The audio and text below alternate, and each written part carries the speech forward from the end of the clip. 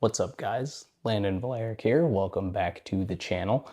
We're still reviewing Atomic Habits. This week, we're on chapter 6. We're going to be doing our review, and then we're going to have a quick discussion at the end of the video relating to the discussion that happened at the chapter 5 discussion video, talking about what's going on with the channel. So, I'm going to get right into it. We're going to start with a reading. Motivation is overrated.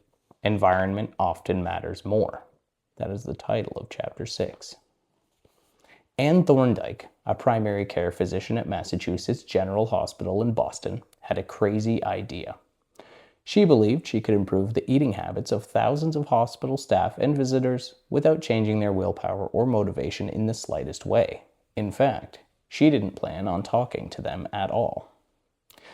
Thorndike and her colleagues designed a 6-month study to alter the choice architecture of the hospital cafeteria. They started changing how drinks were arranged in the room. Originally, the refrigerators located next to the cash registers in the cafeteria were filled with only soda. The researchers added water as an option to each one.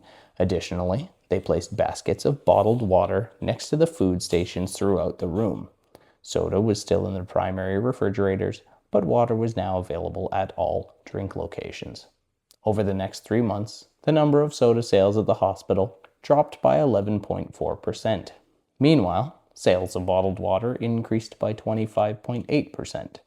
They made similar adjustments and saw similar results with the food in the cafeteria.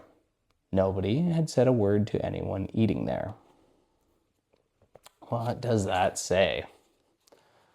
Well, it says that point 1 of this chapter, your habits change depending on the room that you're in and the cues in front of you. So this chapter is all about your environment and how that affects your ability to build and maintain and break habits. And breaking this chapter down, basically, it says the environment is the invisible hand that shapes all human behavior.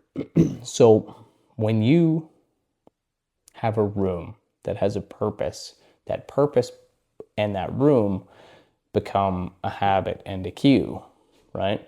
So if you get home from work every day and you go sit on your couch in your living room and you turn on the TV and you drink 5 beers and you have a bunch of popcorn and chips and be lazy, then your living room is going to develop as a cue and as a context clue that habit takes place in that room.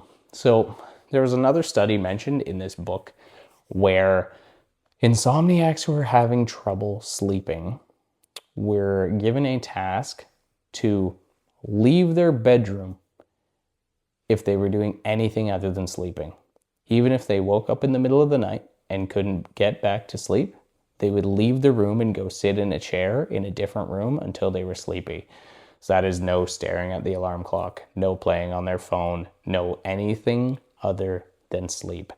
And funny enough, the research showed in that study that their sleep improved in that room because that room became associated with a habit of only sleeping and nothing else. Excuse me, I'm having hiccups here. So, moving on to some different points of the chapter. I've got my iPad here. I'm doing my best not to look at it, but I've got some bullet points here. We are changed by the world around us, and every habit is context dependent. So, that goes back to what I was saying about your environment, right? But this goes beyond just your house, right? So you're more likely to go and drink and binge drink if you're out with your friends at a bar. You probably, and I, are kind of contextually attuned to, the music is pumping, your friends are drinking, everybody's dancing, they're all drunk, they're having fun, and you're going to want to do that too. My wife and I went to the ROM. We had a date night on Friday night. For anybody who is not from Toronto area in Canada, the ROM is the Royal Ontario Museum. And they have all kinds of cool like museum artifacts there, mummies and like ancient Chinese stuff, Roman, blah, blah, blah. But they also do a adult night. So once a month, there's a nighttime event that's hosted. There's like appies that you can get. There are bars within the Royal Ontario Museum that you can order drinks from. And you can basically walk around the museum. There are certain areas where you can view like the museum areas with a drink. And it's really cool. And we thought it was going to be like nice and cool and classy and stuff. And we walked in and it was just a party. And there was like a DJ booth set up and everybody was just getting blasted. And we walked in and we were like, what is this? Not at all what we expected, not what we were really prepared for, but the people watching was great. However, that kind of scenario would make you want to drink. Now, my wife and I, we were pretty good. We only had one because there was a drink ticket that came with the tickets to the ROM After Dark tickets. And we just used those. We didn't buy any other drinks, which was cool. We were proud of that. But, you know, you could definitely get into a situation like that and be like, yeah, you know, I could fulfill the habit of drinking in that context, right? So that's basically what this whole chapter is about. And there's another point in the chapter that says a small change in what you can see can lead to a large change in what you can do. So, sight is one of our major senses, and it is probably the foremost of the senses, right? This is in the book. Now, if you are trying to learn guitar, but you keep your guitar stuffed in the closet, you are never going to learn guitar because you're never going to go deliberately into your closet and pull the guitar out, right? To play it. Not enough to get any good anyway. If you want to become really good at the guitar in a short amount of time, you're going to need to place that guitar front and center, right in front of you, maybe middle of your living room. Maybe it's in front of your couch so that when you're looking at the TV, you're actually looking at your guitar in the front, in the forefield of that, right?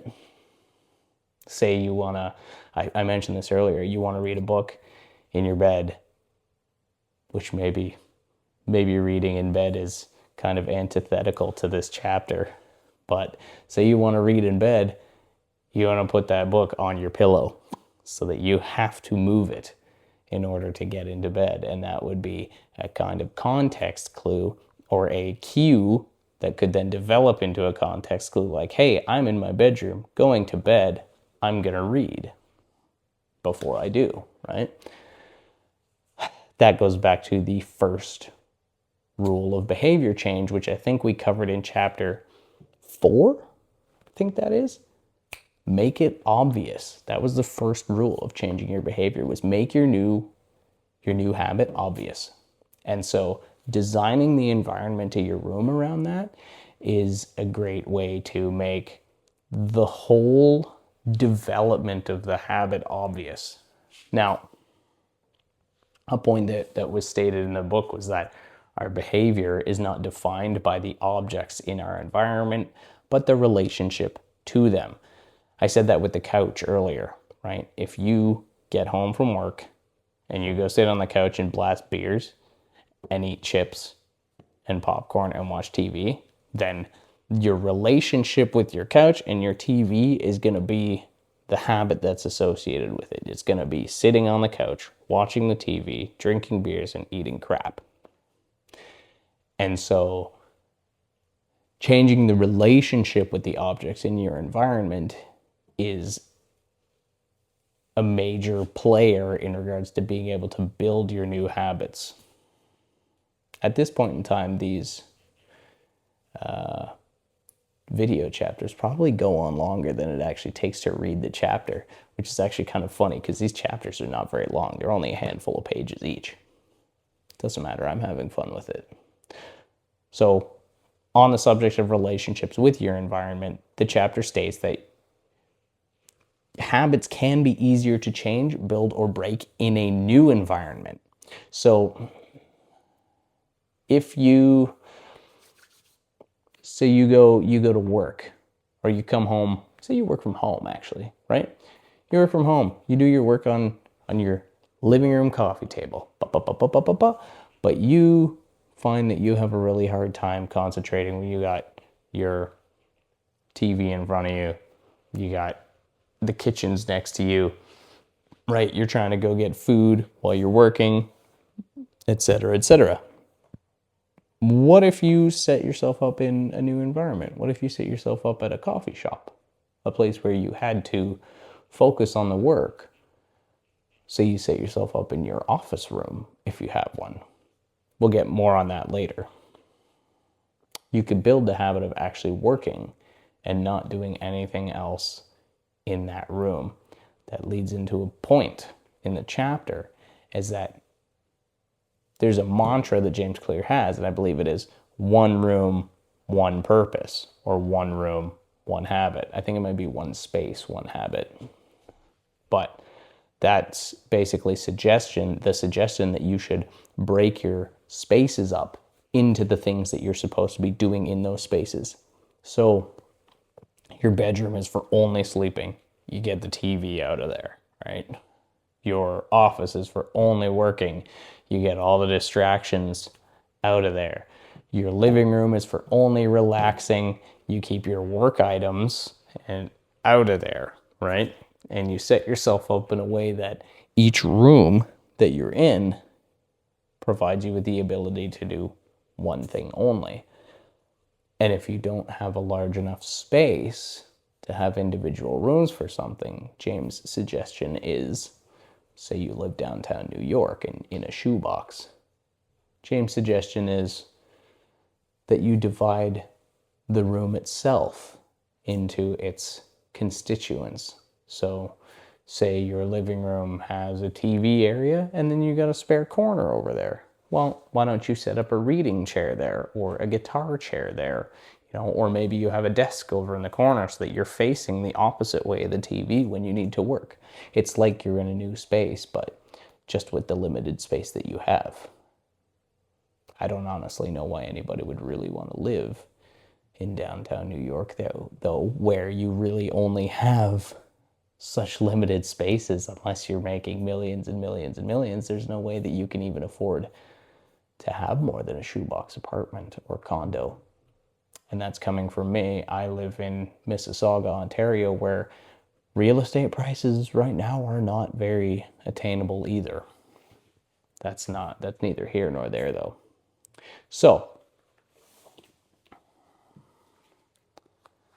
we're going to do our quick chapter summary. And in the meantime, I'm going to talk about phones. Phones are a very dangerous tool when it comes to habits because you have everything so accessible. You want to do some real work, you want to do some real research, or maybe you want to answer emails, but social media is right at your fingertips. You're able to lose yourself in that, and it makes it very hard to maintain, your productivity when you're working on this productivity machine that also has many anti-productive features integrated. I believe that James Clear's suggestions on that was that you have dedicated devices for dedicated things. So your phone is for social media, calling and texting only. You don't do research on it, right? You have a computer, which you only do research and work on, but you don't watch TV on it. Your TV is used for TV. You know what I mean? That sort of thing. We're going to rock a chapter summary quick, and then I'm going to talk about something that we talked about at the end of the last video. So, chapter summary. Small changes in context can lead to large changes in behavior over time. That's 1. 2. Every habit is initiated by a cue. We are more likely to notice cues that stand out, like putting your guitar in the middle of the living room. 3. Make the cues of good habits obvious in your environment, like putting the guitar in the middle of the living room. 4. Gradually, your habits become associated not with a single trigger or cue, but with the entire context surrounding the behavior. The context becomes the cue. That's what I talked about with regards to coming in, sitting on your couch, blasting beers, and eating junk food all evening and watching TV. right? That whole context becomes the cue. Your living room itself becomes the cue. 5, it is easier to build new habits in a new environment because you are not fighting against old cues. That's the end of chapter 6. Okay, so at the end of the chapter 5 discussion video, I don't actually think I'll do a discussion video for this for chapter 6 because everything that I just talked about was the entire discussion video, and I mentioned that at the end of chapter 5. I was like, kind of, these videos don't really make sense to do discussions with. Maybe I'll find something else to kind of take the slot of the discussion videos on any of these chapters that don't really need discussions, right? There's really not much to discuss here. But getting off track, at the end of the last video, I said I might not keep a static schedule in regards to posting these videos. And then I was thinking about that this week, and it is Sunday, so I absolutely stuck to what I said last video, that I wasn't going to stick to a static schedule. I think I had said I wanted to do like Tuesdays and Fridays and use the weekend to do my research and studying and reading the chapters and stuff. And then I was thinking about it this week, specifically towards the later part of the weeks, and I was like, is that not antithetical to the whole point of this series? Like, we're trying to build habits here. And if my habit is to not have a static date to post a video, and if my habit is to just do it when I feel like it, as long as I get a video or 2 out a week, then isn't that working against myself? And I kind of came to the conclusion that yes, you know what, I think it kind of is. That kind of is working against myself in a way. And so I think that it might be beneficial for me in the subject of habits to try and build a habit around making these videos, right? So instead of letting things get in the way, which is easy in my life because we have a pretty hectic life, my wife and I, between, ourselves and her work and my work, which could go overtime any day or any weekend, and then the kid and like all of his things, like his Montessori school or his like swim classes and stuff like that, right? Like, the lives get hectic. Anybody who's a young parent here, or even an older parent who's done it before, is going to know exactly what I'm talking about. At the end of the day, you just want to sit down on the couch and have some time for yourself, and it for somehow never ends up happening that way. Like, I intended to change my tires over from my summers to my winters today. And when we finally put my kid down for a nap an hour ago,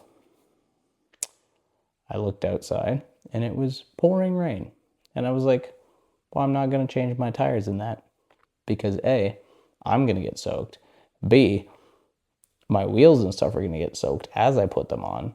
And then I was like, and also, my truck's more likely to roll while I'm doing it if it's wet and slick out.